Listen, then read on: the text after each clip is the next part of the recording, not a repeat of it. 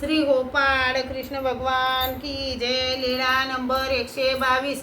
देवतेची कीर्ती पर भक्ती करणाऱ्या पुजाऱ्याचा दृष्टांत।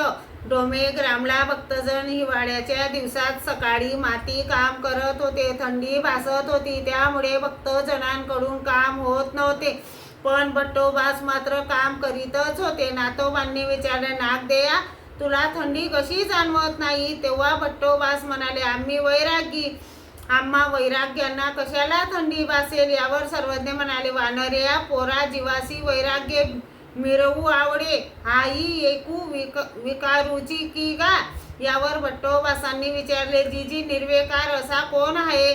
सर्वज्ञ म्हणाले, वानऱ्या पोर, जीव विकारा वेगळा केवेळाही झालाची नाही, मग तू काय त्याचा वेगळा होशील? हो जी। यावर सर्वज्ञांनी देवतेची कीर्ती पर भक्ती करणाऱ्याचा दृष्टांत निरूपण केला। कोणी एकू